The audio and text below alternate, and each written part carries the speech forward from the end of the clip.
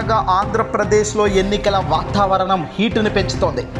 గెలుపు నువ్వా, గెలిచేది నేనా అనే తేల్చుకునేందుకు ఓవైపున అధికార పార్టీ వైఎస్ జగన్మోహన్ రెడ్డి గారు ఇక ప్రజల్లోకి నేరుగా మరోసారి చివరి విడతగా ఎన్నికల ప్రచారం తాను నిర్వహిస్తున్నారు.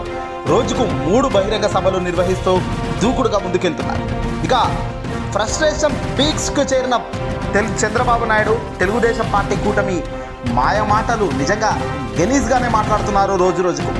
ఇటీవల ఆంధ్రప్రదేశ్ సీఎం జగన్మోహన్ రెడ్డి గారిని ఉద్దేశించి చంద్రబాబు చచ్చిపోతే ఏమవుతుంది, అసలు నువ్వు చస్తే ఏమవుతుంది అంటూ చంద్రబాబు స్వయంగా తన నోటి నుంచి వ్యాఖ్యానించడం దారుణం. ఇది రాజకీయంలో ఎవరు కూడా ప్రోత్సహించిన అంశాలైతే కావు. చంద్రబాబు నాయుడు దిగజారిపోయిన తనానికి సిగ్గుచేటు అని చెప్పాలి ఇలాంటి వ్యాఖ్యలు. నిజంగా దీనిపై తాజాగా ఆంధ్రప్రదేశ్ సీఎం జగన్మోహన్ రెడ్డి గారి భార్య సతీమణి వైఎస్ భారతి గారు పులివెందుల్లో ఎన్నికల ప్రచారంలో భాగంగా ఈరోజు తాను మీడియాతో మాట్లాడుతూ చంద్రబాబు జగన్ గురించి చేస్తున్న ఆరోపణలపై ఆమె కౌంటర్ ఇచ్చారు. దేవుడు ఇలాంటి వాళ్ళను ఉపేక్షించబోడని, నిజంగా పెద్ద మనిషి, పెద్ద వయసున్న వ్యక్తి ఇలాంటి మాటలు మాట్లాడడం కరెక్ట్ కాదన్నారు ఆమె. ఇలాంటి మాటలు సమాజం కానీ పైనున్న దేవుడు కానీ ఎక్కడా ఒప్పుకునే పరిస్థితి లేదన్నారు. జగన్ను చంపుతావా, ఎందుకు చంపుతావు, ఏం చేశాడని చంపుతావు అంటూ తాను ప్రశ్నించింది.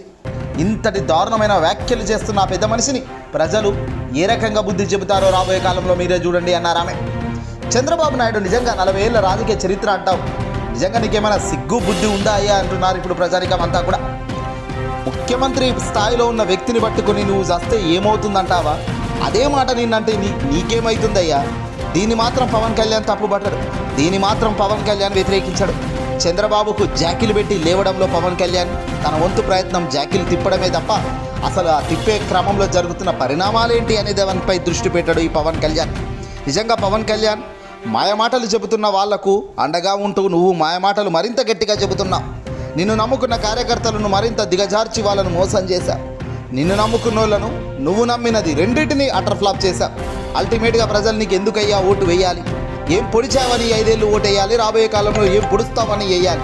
ఏ లెక్క తెలియని నీకు రాజకీయ లెక్కలు అర్థమవుతున్నాయా? ఏ బుద్ధి లేని చంద్రబాబుతో నువ్వు జతగట్టినప్పుడే తెలిసింది నీ లెక్కేంటో. ఏదేమైనా ముగ్గురు కూటమి కట్టి ముందుకొస్తున్న తరుణంలో జరుగుతున్న పరిణామాలు జగన్కే ప్రజల అంద, జగన్కే ప్రజల నుంచి వచ్చే అభిమానం సొంతం చేసుకునే హక్కు ఉంటుందంటున్నారు ప్రజానికం. ఈ వీడియోని అసలు లైక్ కొట్టి షేర్ చేయండి. తాజాగా భారతి గారు అయితే గట్టిగానే కౌంటర్ ఇచ్చారు బాబు గారికి అనేది విశేషం.